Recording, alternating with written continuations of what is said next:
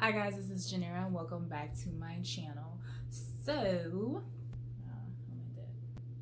I look good? But yeah, just to get right into it, your girl got fired. Period. That's just what it is. It's not one of my proudest moments, but excuse me, sir. We're filming here. It wasn't one of my proudest moments, but at the end of the day, like, I feel like there was a lesson from it. So at this point in my life, I had already graduated college, and in my mind, the way I thought was gonna. Okay, so at this point in time, like, I lost my train of thought. Jesus, I just graduated, right? I graduated.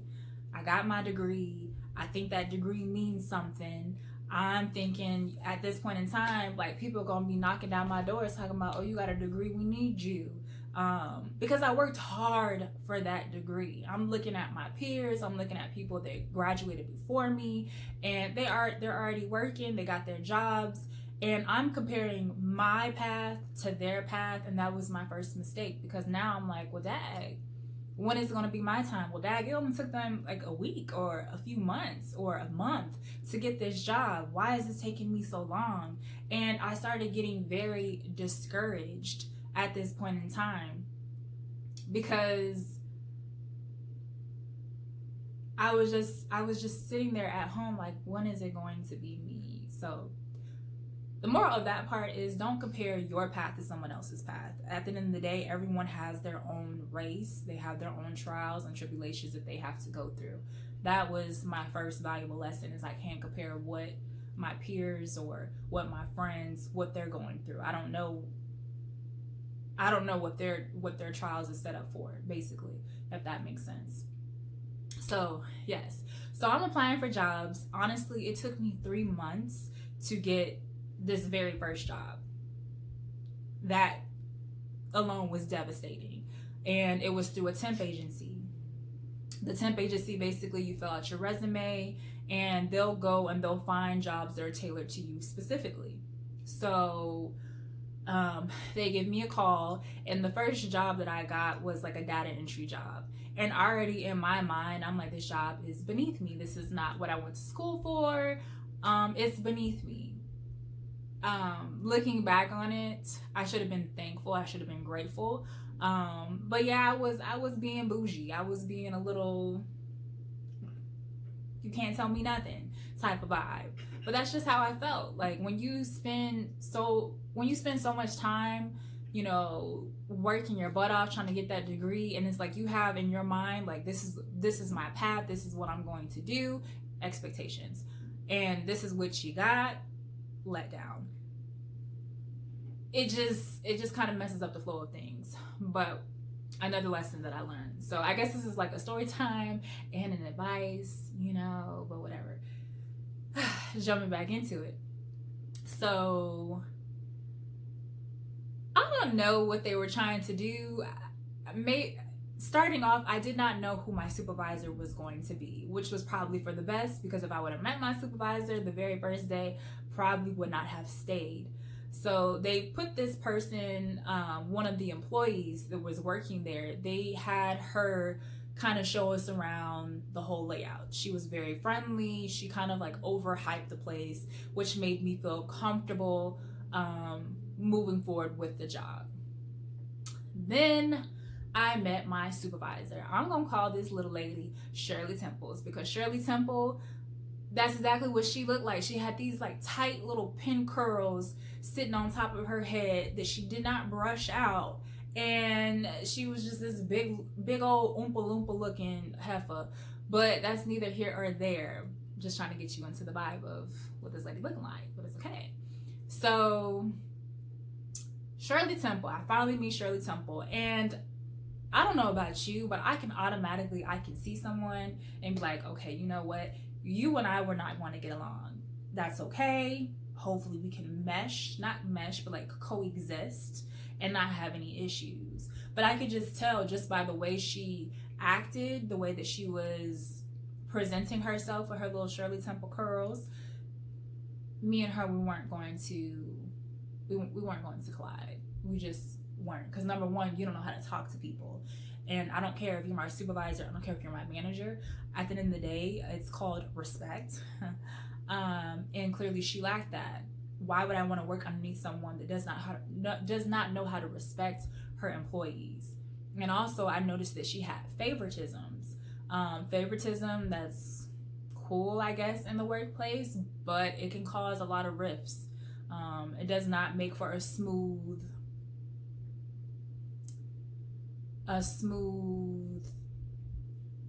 position with the job, right? Okay. So I already had this mindset. I'm not gonna stay here long. That was already my mindset, but I was still professional. So I came into work, and I remember one day, like, I just did not want to eat like in the cafeteria. I just wanted to eat at my desk. And right now I'm just giving you examples of things that she would do that just would rub me the wrong way. And looking back on it, clearly I rubbed her the wrong way too, because I think she thought she was going to punk me. You're not going to punk me. I'm not going to kiss your ass for a little coin. No, it's not going to happen. No. So this particular day, I had ate at my cubicle, and I remember she coming like up to me and saying like, "Oh, you can't eat here." And I was like, "Is there a problem? Like, why is it that I can't eat here?" Especially when I just saw another person, favorite, eating here the other day.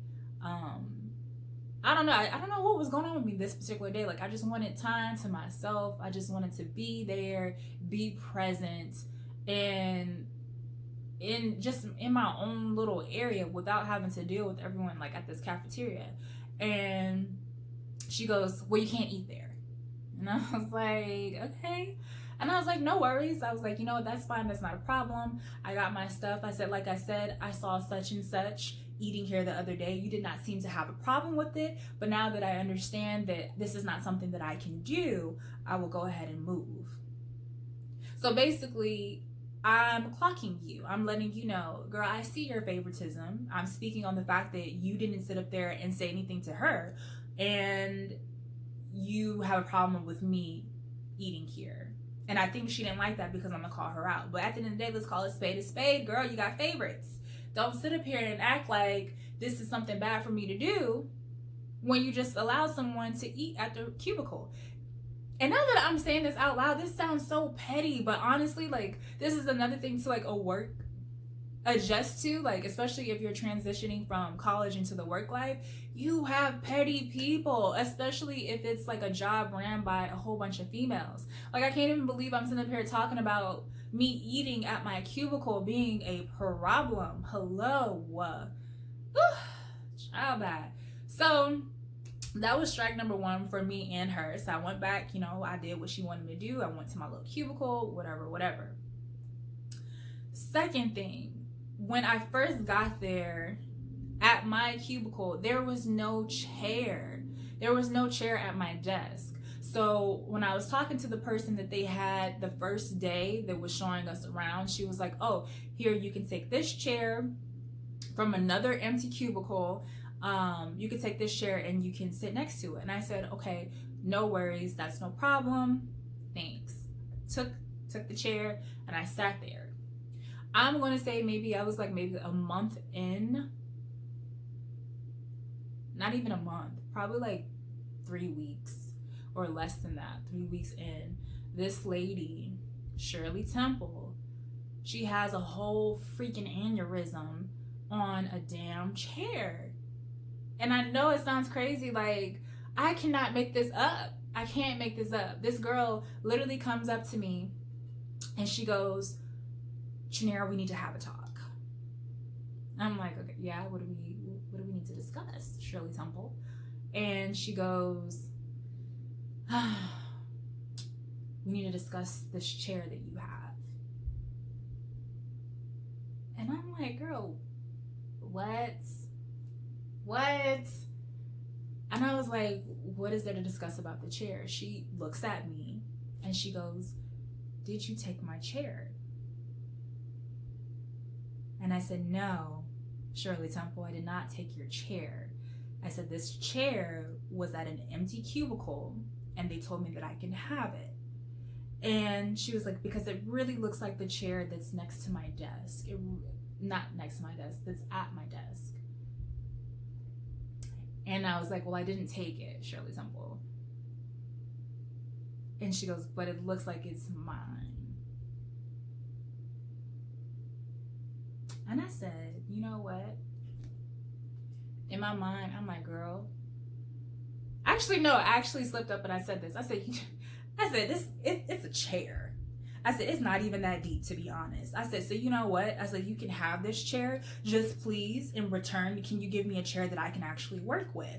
And moving forward, there should be no problems. Now, you as a supervisor, you should be showing me how to conduct yourself. Why is it that I'm conducting myself just a little bit better and have a little bit of grace handling the situation than you could ever, Shirley Temple, with those little pin tight curls sitting on your head? Whatever. So I grabbed my little chair, and it was like those little wheelie chairs. So I grabbed the chair and I rolled it over to her cubicle, and Lord and behold, guess what I see? I'll wait. She has a chair. She has a chair at her desk, literally. And I said, what is the problem? I said, I'm so confused right now. You made it seem like you didn't have a chair. You really came to me and you accused me of stealing your chair, and you have a chair here. And I said, it's a functioning chair and it's a nice chair. So what's the problem? I'm not understanding, Shirley Temple. What is the problem here? And she goes, well, this is the thing. I have a chair for my section. I have a chair that I sit in, but she's like, when I'm going over things with you guys, I also have a chair for people that come in and sit down next to me where I can talk with them. And I probably could have handled myself a little bit better when I did this, but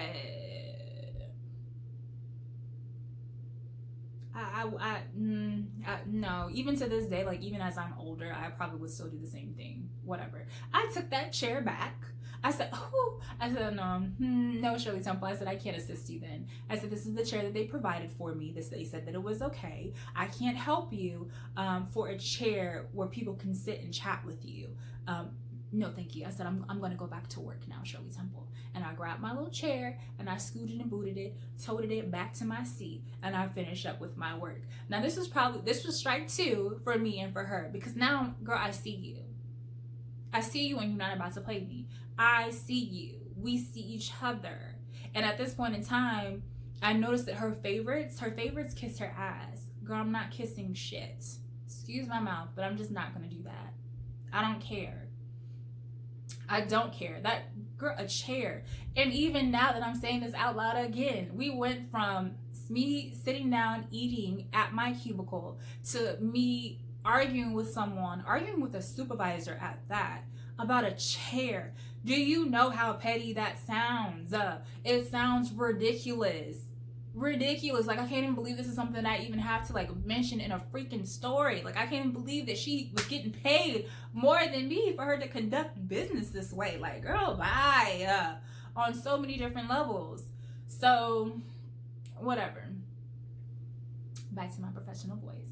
So, I went back to my desk. I went and I did what I needed to do. Now, when you're just doing data entry, we're just putting stuff in, we're getting a list of papers, of documentations. I think at this time it was like hospital bills that need to be inputted into the computer and sent away somewhere else. I can't remember that literally that should tell you how long I was there with this company. But yeah. And they said we couldn't be on our phones, but we could listen to music. Now, not gonna lie, I was trying to be slick with it. I was trying to be slick and be on my phone. And she caught me a few times. But remember, bringing it back to the beginning of the story, I was there through a temp agency. So with a temp agency, you are on probation. So anything that you do can be used against you. So the fact that she had caught me on my phone, she had wrote a long paragraph to the temp agency, basically complaining about me being on my phone. They would come back to me and said, hey, you know, try to behave yourself, try not to be on your phone. We've had a lot of problems with this lady in the past where she will, you know, she will get somebody, you know, she'll basically fire you. Like, she'll make enough complaints that she fires you. So that was strike number 1 for me, was being caught on my phone, whatever. Strike number 2 for me was when, oh, y'all ain't gonna believe what Shirley Temple did on this. I was discombobulated. I was confused. Shirley Temple became a Karen in like 0.52 seconds. I was like, girl, bye. So after that little conversation that she and I had about this freaking chair, she literally came back and she wrote a complaint to the temp agency and stated that I had threatened her. And I made her feel uncomfortable. And I'm like, girl, if anybody should be talking about they felt threatened, it should be me, because you accused me of stealing a freaking chair. Out of everybody else that are under you, you accused me. Girl, what you mean I threatened you? Girl, bye. So after they sent me that message, I literally called the temp agency. I was like, is there anything that could be done? And there's like, unfortunately, no, because you're on probation, period. And I said, do you see how ridiculous it sounds over a chair? And they said, we understand. Try to get through the probation period. Things will go a lot smoothly if you can just work things out with her. So I was like, okay, you know what? Tomorrow morning, I am going to talk with this lady and see what the problem is. So I went up to her the next morning and I said, you know what? I think you and we've gotten on the wrong foot. The temp agency contacted me and they said that you felt like you were threatened by me, Shirley Temple, or should I say Karen. And I said, if there was ever a time that you felt as though that I had threatened you, I do apologize. I just said, I just felt as though out of everybody here that works underneath you, you targeted me about a chair when you already have a chair. And I said this, I said, so if anyone should feel uncomfortable, it should have been me.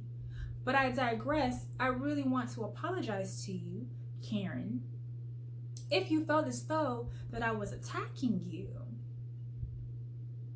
Now she want to backpedal. Now she wants to go, what? I didn't say that. I never said that you threatened me. And this is something else that I'm kind of trying to learn, is not to push a conversation. But back in my younger years, it was just like, you're not about to play me. Like, don't play me for a fool, Shirley Temple. And I said, really? So I pulled out my phone and I showed her the conversation. I think she thought that as she was writing all of these commentaries about my behavior, that they weren't sending it to me. Guess again, Karen.